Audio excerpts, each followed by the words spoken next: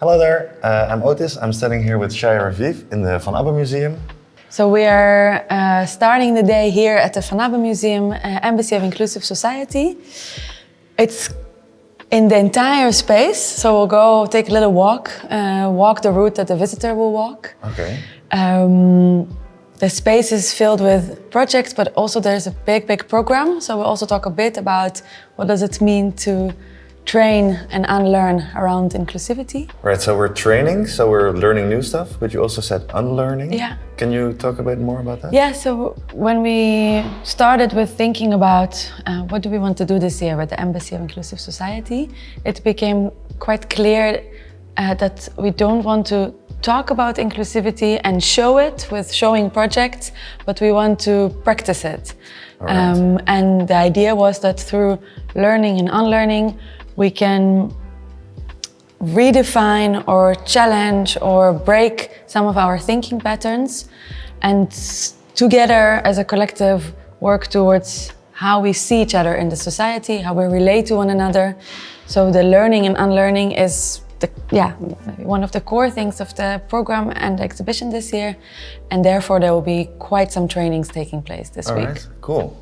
Shall we take a look at? Yeah, let's take a look. Let's go. Okay, this looks like a very active space. Everything is clamped, nothing is set.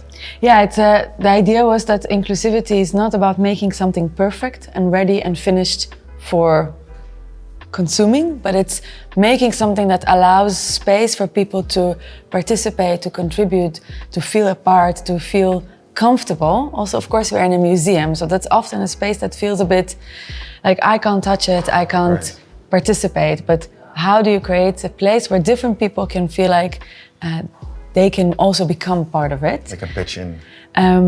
So in this space we have the weekly program, we have the daily program, we have the information about the workshops, we have the information about the embassy, and what is also very nice maybe to show is this Braille book. All right. So it has all the embassy text, all the project text, so people who can't see can also access the information. Right.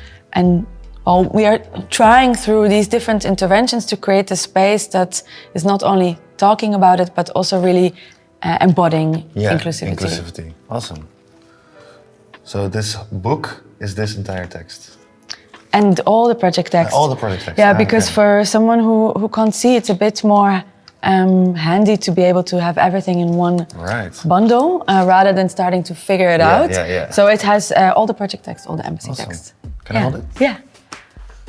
Well, speaking of practice, here I see, I think, a lot of examples of people practicing inclusivity. Yeah, so actually we're now in the Leeszaal. So this is the first artwork we're sharing, and it's also a space where there will be workshops almost every day during Dutch Design Week. And this is the work of Ruimtekoers. And this is an installation that shows 5 steps of designing through design anthropology. So Ruimtekoers is focused on participatory art and design, connecting policymakers to communities through design anthropology, bringing anthropology, practice and design. And here they don't show result of projects, but they actually show the method, how they work. Right. 5 steps. Yeah, 5 step, which they call how to make contact with a community you don't know. And different projects, different probes, different photos take us through this methodology. Well, shall we move on? Yeah, now we can go up. Up, right. Yeah. Great. You said we were going up, but we actually went down. Yeah. Into the parliament, right? Yeah. This is a space for spontaneity. So I say up, then we go down, then we go up. But we're sitting in a room called the Parliament. It's actually artwork by Jonas Staal. Museum is Parliament, so it was designed for this museum from the idea that the museum can function as a gathering space and a place for communities to form together and discuss. Right. And we are welcome to inhabit this space for these 10 days of Dutch Design Week. Yeah, it fits the embassy. Yeah, it's just, we have a parliament, we have an embassy. Yeah. It's just wonderful that we can use this space. And in order to kind of make people feel comfortable, we've added seating elements. Can you tell me about this note? How do we sit? Yeah, because the idea was that what does it mean to create a space where different bodies can feel comfortable? All right. So how do we actually sit? Yeah. Do we sit on tables? Do we sit on chairs? Do we sit on the ground? Right. If we sit on the ground, what do we need so different people can feel comfortable? So we were kind of thinking, what is a space where different bodies can sit in or on? So it's a very relevant question for inclusive. I think so, practice. yeah. Taking that in mind is a part of the idea of designing an exhibition, also designing the way people can feel comfortable to stay there. Well, in the yellow room, I see this piece, and I see pictures of people traveling, or I'm not really sure what I'm looking at. Yeah. What are these pictures of? Yeah, I actually really like that you asked this, because this installation made by WDE22 is challenging the way we think about homelessness, and is trying to create imagery that breaks the stereotypical, stigmatized view of homelessness. Right. So these are homeless people. People that don't live in one home. Right. And through making these images and creating really a new database, there's also here that people can scroll through it. WDE22 wants to make sure that when journalists and policymakers and writers write about homeless people, rather than using stereotypical images that are not nuanced and only create this strict of a dirty, kind of dangerous man. Yeah, and it's always kind of the same, where actually many different people experience living outside one home throughout different circumstances. Right. So in what way can imagery challenge the way we stigmatize certain groups in society? Right. So it's really a new database to be used as well. Yeah. And these tables, yeah, they're really attractive. Yeah. Who made these? So these tables are by the Voorkamer. Okay. And they were designed in a co-creation process. The designer Pim van der Meel guided it, and each table is made by another community member from the Voorkamer.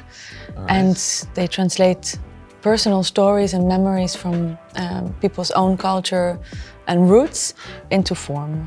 Okay, cool. So ready for new impulses? And this looks like a new impulse. Yeah, this is the work by Asefa Tayebani.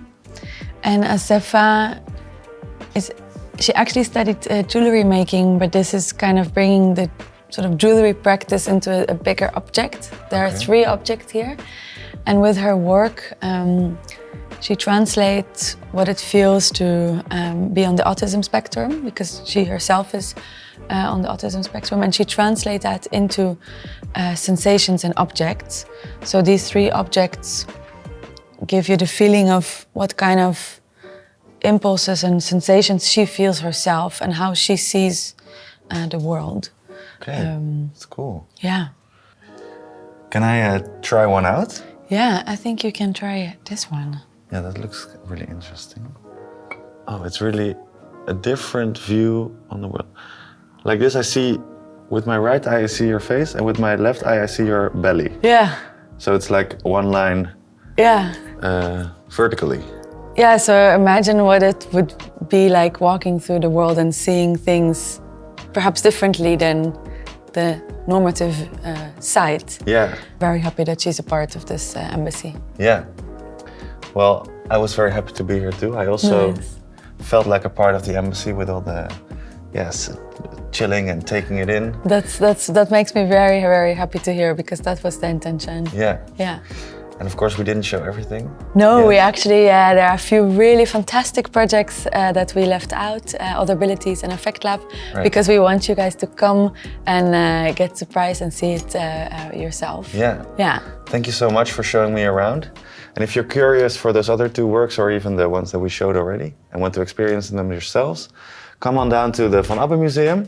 The entrance at the Pink Pavilion, make sure that you get in for free, which is always nice. Yeah, it's about accessibility. So say you're coming for the Embassy of Inclusive Society, Pink Pavilion, and just come in. Yeah, right. Thank you so much. Thank you. And see you here.